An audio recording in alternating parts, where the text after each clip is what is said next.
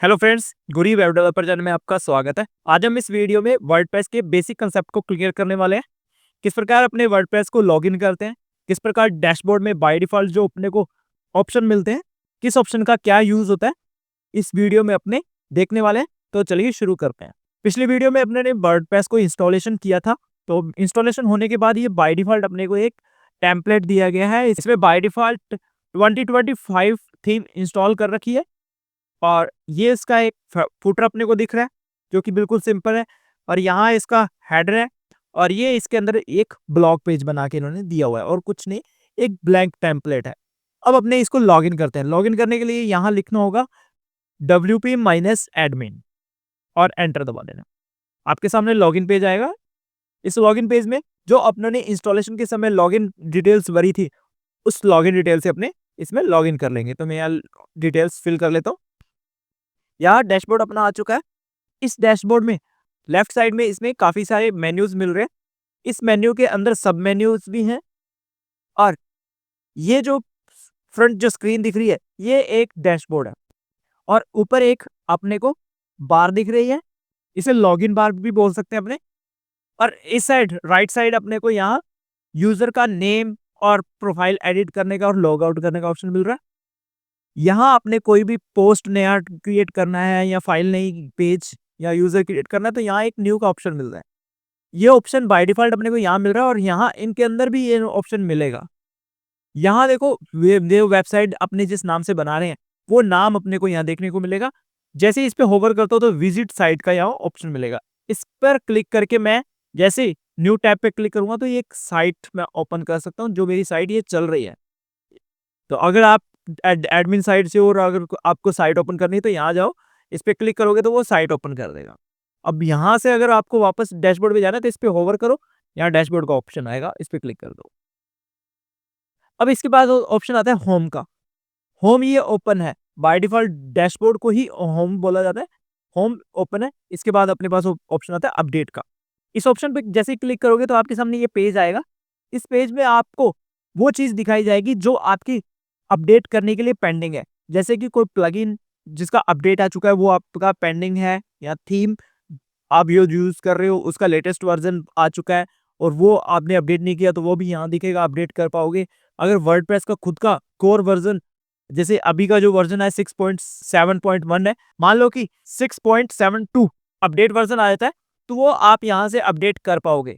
अगर इसको री इंस्टॉल करना है तो यहाँ क्लिक कर दोगे तो इसके अगर कोई फाइल डैमेज हुई होगी तो वो री इंस्टॉल करके ऑटोमेटिकली कवर कर लेगा। यहाँ री इंस्टॉल का ऑप्शन दिया जाता है अपडेट के अंदर। इस अपडेट के अंदर अपने को सारे जो भी थीम प्लगइन्स जो भी हैं उसके अपडेट देखने को मिलते हैं। यहाँ देखिए प्लगइन का कोई भी अपडेट नहीं है, ये कह रहा है कि सभी अप टू डेट हैं और ऐसे ही थीम के भी अप टू डेट हैं। इसके बाद अपने को एक कुछ ऑप्शन मिलते हैं जैसे कि पोस्ट। पोस्ट के अंदर अपने को ऑल पोस्ट देखने का ऑप्शन मिलेगा, नई पोस्ट क्रिएट करने का, पोस्ट की कैटेगरी बनाने का, मतलब भी आप जो पोस्ट बना रहे हो और उसके टैग भी आप यहाँ ऐड कर सकते हो। आपने एक बार ओवरव्यू करेंगे इसको डीपली, फिर वापस समझेंगे। अब एक बार समझ लेते हैं पोस्ट क्या है। जैसे कि यहाँ ये एक बाय डिफॉल्ट हेलो वर्ल्ड की एक पोस्ट दे रखी है डेमो के लिए, ये एक पोस्ट है। अब पोस्ट की बात करते हैं कि पोस्ट होता क्या है, तो मैं यहाँ एक साइट पे लेके चलता हूँ, प्रो ब्लॉगर। ये एक साइट है। इस साइट में ही आपको हेडिंग, हीरो सेक्शन, यहाँ देखिए काफी ब्लॉग्स वगैरह दिख रहे हैं आपको और ये ब्लॉग्स है। इस प्रकार अपने ब्लॉग लिख से यहाँ भी एक ब्लॉग का ऑप्शन है, इस पे जैसे क्लिक करूंगा तो ये देखिए इन्होंने काफी ब्लॉग्स लिखकर डाल रखे हैं। तो इन ब्लॉग्स को आके अपने रीड कर सकते हैं। और जैसे मेरे को ये ब्लॉग रीड करना है तो मैं इस पे क्लिक करूंगा तो इसके बारे में ये पूरा डिटेल्स यहाँ अपने को देखने को मिल जाएगी। तो यहाँ अपने इस डिटेल्स को रीड कर सकते हैं। ऐसा ही अपने केस में है, अपना अभी डिजाइन नहीं किया गया तो इस प्रकार दिख रहा है। अगर ये देखें कि यहाँ हेलो वर्ल्ड से कुछ टाइटल है और यहाँ इसका शॉर्ट डिस्क्रिप्शन हुआ, ये उसकी पब्लिश डेट हुई। जैसे ही हेलो वर्ल्ड पे मैं क्लिक करता हूँ तो यहाँ देखिए इसकी इंटरनल पेज आ चुका है और इस पेज पे अपने इसकी पूरी डिटेल्स देख सकते हैं। ये एक पोस्ट है। ऐसा ही मैं एक पोस्ट और क्रिएट कर सकता हूँ। मैं जल्दी से क्रिएट करके दिखाता हूँ। तो यहाँ चलता हूँ न्यू पोस्ट पे, मैं इसका टाइटल कॉपी कर लेता हूँ।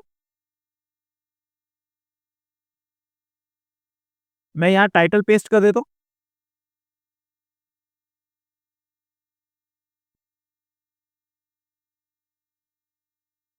इसका कंटेंट भी यहाँ से कॉपी करते हैं और इसके अंदर पेस्ट कर देते हैं एक बार के लिए। और यहाँ इसकी इमेज भी सेट कर देते हैं, यहाँ सेट फीचर इमेज का ऑप्शन है, तो मैं यहाँ इमेज सेलेक्ट कर लेता हूँ कुछ भी।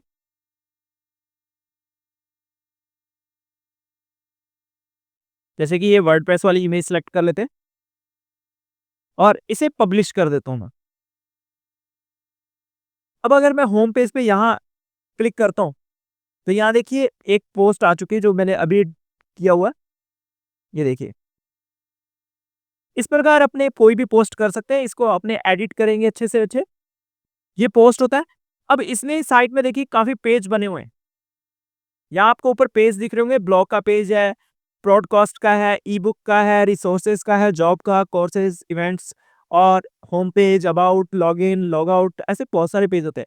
ये जो पेज है, ये यहाँ से क्रिएट किया जाता है। ये देखिए यहाँ एक पेज का ऑप्शन मिल रहा है अपने को। यहाँ ऑल पेज पे क्लिक करोगे, तो यहाँ आपको सारे पेज दिखाए जाएंगे जितने आपके बने हुए हैं। यहाँ सैंपल पेज और प्राइवेसी पॉलिसी का एक पेज बाय डिफॉल्ट अपने को मिलता है। ये दोनों पेज अपने यहाँ दिख रहे हैं। नया पेज क्रिएट करना है तो यहाँ न्यू पे क्लिक करो, नया पेज क्रिएट कर सकते हो। जैसा मैंने इसमें कंटेंट डाला वैसे ही उसमें कंटेंट डाल सकते हो। डिजाइन करना ये आने वाले ट्यूटोरियल्स में अपने देखेंगे। अपने बस ओवरव्यू कर रहे हैं कि यहाँ होता है। न्यू पे क्लिक कर सकते हैं, यहाँ भी एक न्यू का बटन मिलता है। यहाँ एक मीडिया का ऑप्शन मिलता है, यहाँ लाइब्रेरी का ऑप्शन है, इस पे क्लिक करता हूँ तो यहाँ इस वेबसाइट में आपने जितने भी इमेजेस, वीडियोस जो भी आपने यूज किया होगा वो यहाँ आपको देखने को मिलेगा। अगर आपने कोई और इमेज ऐड करनी है और उसका लिंक आपको कॉपी करना है या आपको इमेज अपलोड करके रखनी है, वीडियो अपलोड करनी है, तो यहाँ एक ऐड न्यू मीडिया फाइल्स का ऑप्शन है, इस पे क्लिक करके आप ऐड कर सकते हो। जैसे मैं यहाँ क्लिक करता हूँ, सिलेक्ट करता हूँ तो कुछ भी मैं यहाँ ऐड कर पाऊंगा। जैसे मैं इसको सिलेक्ट कर लेता हूँ, ये देखिए यहाँ होगी। इस पे मैं क्लिक करूंगा तो यहाँ इसका यूआरएल कॉपी भी कर सकता हूँ। इसके बाद कमेंट का ऑप्शन मिलता है।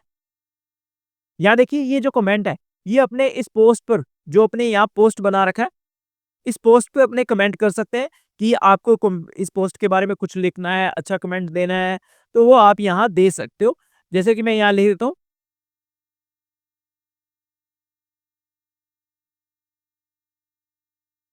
देखिए ये पोस्ट हो चुका है यहाँ।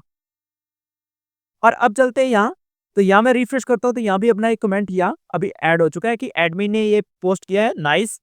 इसे अनअप्रूव कर देंगे तो ये दिखना बंद हो जाएगा। यहाँ एडिट कर सकते हैं, इसको डिलीट कर सकते हैं, ऐसा ऑप्शन अपने को मिल रहा है। ये कमेंट्स है, अपने किसी भी पोस्ट पे कर सकते हैं।